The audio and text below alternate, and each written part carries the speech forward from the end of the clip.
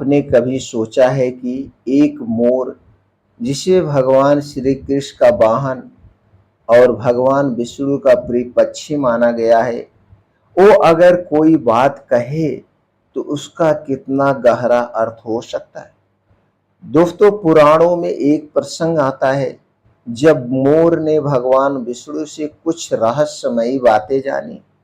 ऐसी 7 बातें जो यदि जीवन में उतार ली जाए तो 7 पीढ़ियों तक कभी दरिद्रता नहीं आती है और सारे संकट कट जाते हैं।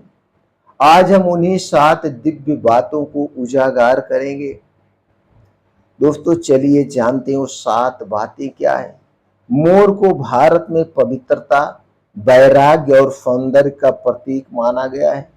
भगवान विष्णु के बैकुंठ धाम में जब एक बार मोर ने भगवान से पूछा, प्रभु, कलयुग में मनुष्य को दरिद्रता, दुख और संकटों से कैसे बचाया जा सकता है, तो भगवान विष्णु ने तब मुस्कुराकर 7 अमूल्य बातें कही जो केवल ज्ञान नहीं बल्कि कलयुग में मोक्ष और सुख का मार्ग है।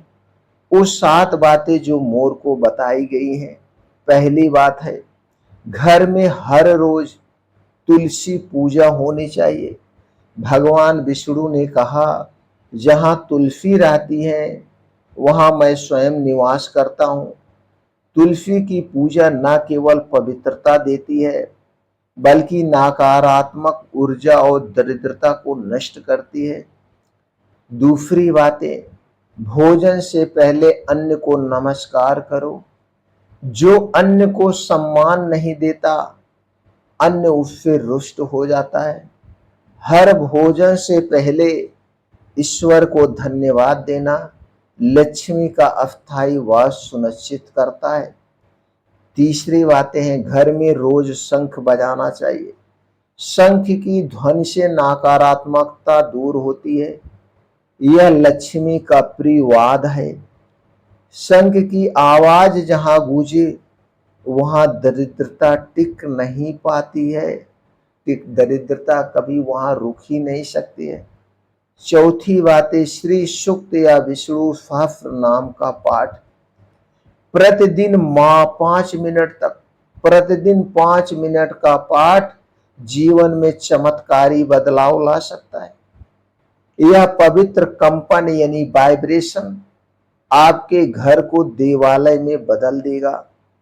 पांचवी बातें, किसी भूखे को भोजन जरूर कराओ। जो भूखे को भोजन कराता है वह स्वयं यज्ञ करता है। ऐसे घरों में संकट प्रवेश नहीं कर पाते।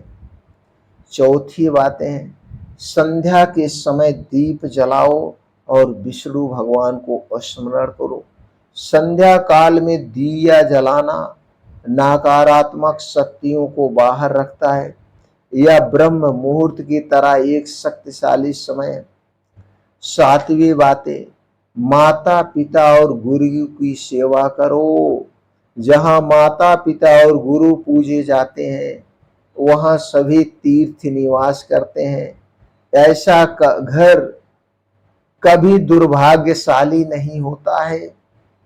मोर ने जब भगवान विष्णु की ये बातें सुनी तो वह नतमस्तक हो गया और उसने संकल्प लिया, मैं जब भी नाचूं यह नृत्य केवल प्रभु की महिमा में होगा, ताकि इन बातों का स्मरण हर युग में होता रहे। आप भी यह 7 बातें सिर्फ अपनाने के लिए नहीं बल्कि आने वाली 7 पीढ़ियों के लिए जरूरी है। अगर ये बातें आपके हृदय को छू गई हो तो दोस्तों, वीडियो को लाइक करें, अपने परिवार के साथ शेयर करें और चैनल को सब्सक्राइब करना ना भूलें, क्योंकि हम लाते हैं दोस्तों वेद ज्ञान और जीवन के रहस्यों का मेल। तो दोस्तों, आप मोर की कौन कौन सी बातें आपके अंदर पहले से है या कौन कौन सी बातें आप अपनाना चाहते हैं, कमेंट सेक्शन के माध्यम से जरूर बताएं।